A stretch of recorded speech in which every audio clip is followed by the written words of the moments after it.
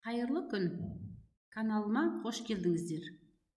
Бүгін қазақ тілі пәнінен 6 сынып 7 бөлім бойынша қонақжайлылық ата дәстүр тақырыбына тоқталамыз. Осы тақырыптағы тапсырмаларды орындау жолдарын түсіндіріп өтемін. Бірінші тілдік бағдарды есімізге түсіріп алайық. Өткен сабақтарда біздер етіс және оның түрлеріне байланысты жаттығу жұмыстарын жасадық. Енді бүгін үстеуге тоқталамыз. Үстеу дегеніміз не? Қимылдың іс-әрекеттің түрлі белгісін, жай-күйін, амалын, тәсілін, мезгілін, мекенін, себебін, мақсатын білдіретін сөз табы үстеу деп аталады. Демек, біз үстеуді іс-әрекет арқылы табамыз. Үстеулер қалай, қанша, қашан, қайдан деген сұрақтарға жауап береді. Енді әрі қарай үстеудің құрамына қарай қалай бөлінетініне тоқталамыз. Үстеу құрамына қарай негізгі үстеу, туынды үстеу, күрделі үстеу болып 3 топқа бөлінеді. Негізгі үстеудің жасалу жолдары көбінесе негізгі түбір сөзден болады, немесе оған рақ, рек, лау, леу, дау, деу, тау, теу сияқты шырай жұрнақтары жалғанып жасалады. Туынды үстеулер міндетті түрде жұрнақтар арқылы жасалады. Түбірі басқа сөз табы болады, және оған қосымша жалғанған кезде ол үстеуге айналады. Ал күрделі үстеулер екі немесе одан да көп сөзден бірігеді, тіркеседі, болмаса қосарланып жасалады. Егерде біріккен үстеулер болса, олардың үстеулер бірге жазылады, қосарланған үстеулер дефис арқылы жазылады, ал тіркес үстеулер бөлек жазылады.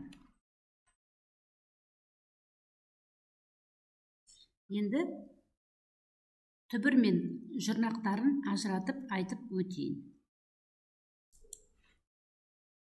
Мына жерде түбір сөз кеше, негізгі үстеу, түбірі кеше, түбір сөз. Ал мынау туынды үстеу, себебі түбірі қазақ зат есім, ша үстеу тудырушы жұрнақ. Демек, бұл туынды үстеу. Себебі алдында зат есім болып тұреді, одан кейін жұрнақ жалғаған кезде ол үстеуге айналды. Орыс түбірі зат есім, ша үстеу тудырушы жұрнақ. Қыс зат есім, тай зат есімнен үстеу тудырушы жұрнақ. Жаз зат есім, дай зат есімнен үстеу тудырушы жұрнақ. Келесі күрделі үстеу. Қысты күні. Бұл күрделі, себебі екі сөздің бірігуінен жасалған. Кіріккен үстеу. Қыстың күні деген сөздердің бірігуінен жасалған. Сол сияқты жазды күні, түбірі жазды, екі сөздің бірігуі арқылы жасалған жазды күні екі түбір сөзден құралған екен. Бірте-бірте тіркесті қосарланған күрделі үстеу. Бірте-бірте екі сөздің қайталануы арқылы жасалып тұр. Сол сияқты әлсін деді солай. Қайталанған күрделі үстеу. Бір сөздің қайта қайталану арқылы жасалып тұр. Демек, үстеулер жасалу жолына қарай, міне жұрнақтар, мынадай негізгі үстеу, рақ, рек жұрнақтар арқылы жасалады екен. Сол сияқты туынды үстеулер, мынадай ша, ше, лай, лей, дайдей, тайтей, тай, шама, дайын дейін, тайын тейін деген жұрнақтар арқылы жасалады екен. Мұнау күрделі үстеулердің жоғарыда айтып өткен бірігу арқылы қосарлану, қайталану және тіркесу арқылы жасалатын жолдары.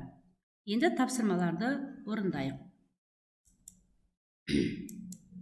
Тапсырмалар. Сөйлемдерден үстеу сөздерді тап. Демек, оқулықтағы осы тапсырманы іштерінен оқып шығыңыздар, одан кейін тапсырманы орындауға кірісеміз. Тапсырманы іштерінен оқып болсаңыздар, онда сөйлемдерден үстеулерді табайық. Бірінші сөйлем. Біз жұмысқа таңертеңгі сағат 11-де асығыс барсақ, ол күннің нормасы түгел орындалып, еңбек екінші норманың есебіне атқарылып жатыр екен. Бұл сөйлемде үстеу таңертеңгі. Мағынасына қарай мезгіл үстеу болып тұр. Қазір жасалу жолына тоқталамыз. Келесі сөйлем. Биыл мұз қатарда қатты дауыл соғып, Өзенде сең жүріп, балықшылар үлкен апатқа ұшыраған. Бұл сөйлемде үстеу биыл.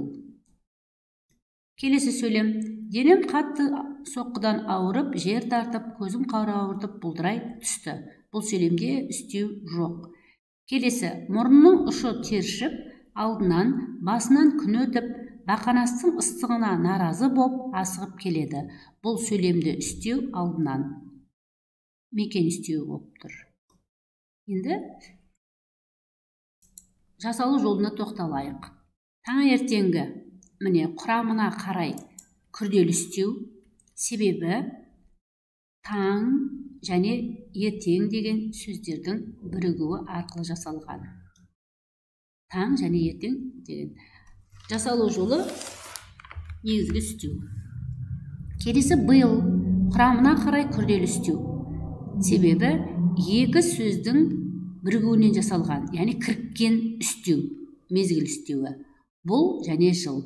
Егерде түбірін ажыратын болсақ, бұл екі жаңағы түбірдің бірігуінен жасалған екен. Негізгі үстеу. Ешқандай жұрнақ жалғанып тұрған жоқ. Келесі алдынан, құрамына қарай дара, себебі бір ғана сөзден жасалған. Негізгі үстеу. Алды деген бұл жерде мекен үстеуі болып табылады. Нан деген шығыс септігінің кірігуі арқылы жасалған, бұл мекен үстеуі. Демек, бұл жаттығуда үш біз үстеуді таптық. Таңертеңгі, биыл, алдынан. Келесі тапсырма, оқылым мәтінінен үстеу сөздерді теріп жаз. Оқылым мәтіні қонақжайлық, ата, дәстүр. Видеоны тоқтатып қойып, мәтінмен жақсылап танысып шығыңыздар.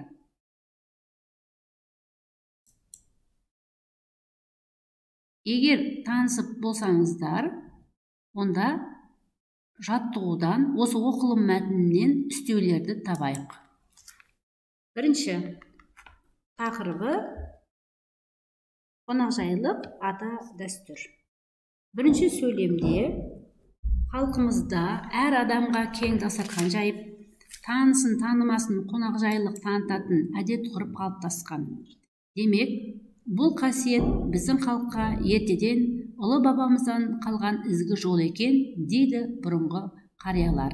Бұл сөйлемде, осы екінші сөйлемде екі үстеу бар.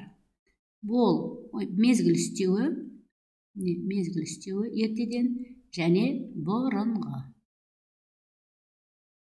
Екеуі де іс-әрекеттің қай кезде болғанын, яғни мезгілін білдіріп тұр. Келесі, аталарымыздың осы ұлағаты күні бүгінге дейін бұлжымастан сақталып келеді. Бұл сөйлемде біздің үстеуіміз күні бүгінге дейін. Бұл жасалу жолына келсек, қазір тағы да қайталап айтамын, бұл тіркесті мезгіл үстеуі, себебі үш сөздің тіркесуі арқылы жасалған. Келесі сөйлем. Қонақжайлық танытып, дәм тұз ұсынғанда, туған туыс бай кедей, әйел еркек, жарлы шақыбай деп бөлмей, бірдей дәм ұсынады. Төріне отырғызып, үйіне қондырып, қолынан келгенше риза етіп, аттандыруға күш салады. Бұл сөйлемде біздің үстеуіміз қимылсын үстеуі ретінде бірдей деп алуға болады. Бірдей деген үстеу, қимылсын үстеуі қалай дәм ұсынады, бірдей дәм ұсынады. Келесі сөйлем. Қазақ үйлері дәмді, жақсы тағамдарын өздері жемей, қонаққа деп әдейі сақтап отырады. Бұл жерде үстеу әдейі. Қазір дөңгелектеп қояйық. Әдейі. Келесі. Ел ішінде кісі түсетін үй деген жақсы сөз бар. Бұл сөйлем ішінде үстеу жоқ.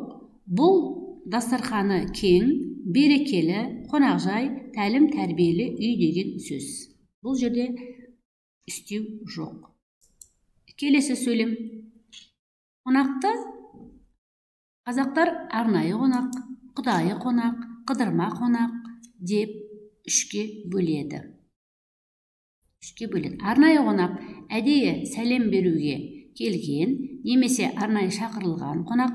Құдайы қонақ алыстан келе жатқан, танымаса да демалып, ат чалдыруға тоқтаған.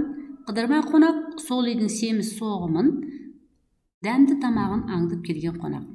Бұл сөйлемде бізде үстеуіміз әдейі.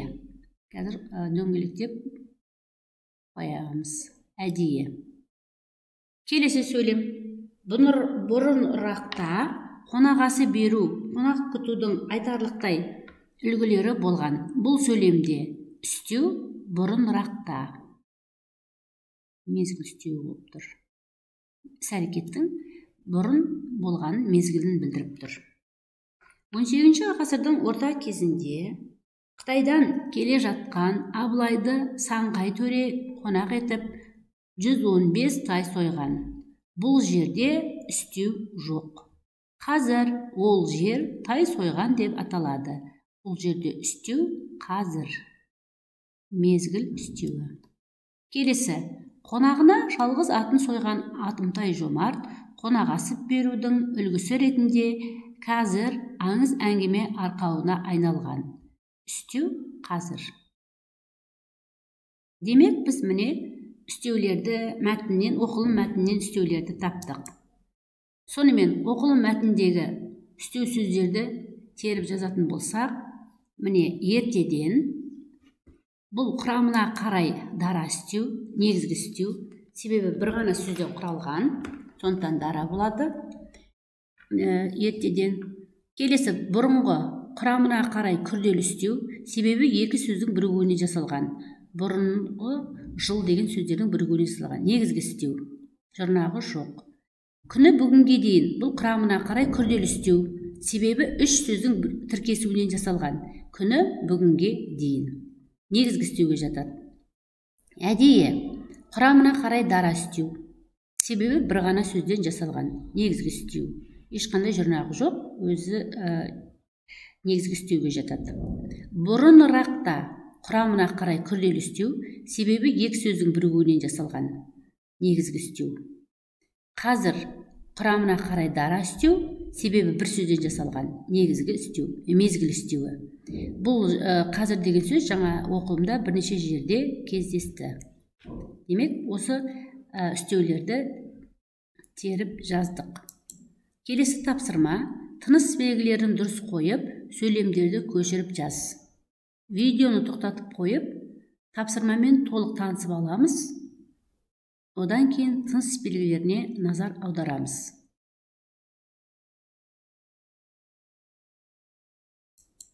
Егер тапсырмамен толық танысып болсаңыздар, тыныс белгісіне назар аударайық. Қонақ қазақ халқында үйге қонақ келсе, қонақ шақырса, төрге келген адамдардың жолы үлкені және алыстан келгені отырады. Бұл жерде үтір қойылады. Себебі бұл құрмалас сөйлем. Қазақ халқында үйге қонақ келсе, құрмалас сөйлем, сондықтан бұл жерге үтір қойылады. Одан кейін жолы үлкені деген тырнақшаға алынады. Оларға жасы үлкен болса да, ауыл адамдары, үй иелері жол береді. Бұл жерде ауыл адамдары дегеннен кейін үтір қоямыз, себебі бұлар бірыңғай мүшелер. Егер қонақтар ауыл ақсақалдарына жол беріп, төрге шығарып алса, әбестік болмайды. Бұл жерде де құрмалас сөйлем болғандықтан, бірінші жай сөйлемнен кейін үтір қойылады. Келесі, адамдардың жолы, жасы, білімі және ақыл парасатына қарамай, барған жердің барлығында төрден түспей, немесе өз төріне өзі отырып алуы тексіздік, тәрбиесіздік деп есептеледі. Бұл жерде үтір қойылған себебі бұлар бірыңғай мүшелер. Бәрі бірдей сұраққа жауап береді. Несі, несі, несі. Сондықтан араларына үтір қойылады. Демек, балалар, біздер міне бүгін сабағымызда барлық тапсырмаларды орындадық. Үстеулерге байланысты ережелеріне тоқталдық. Назарларыңызға рахмет. Келесі сабақта кездескенше.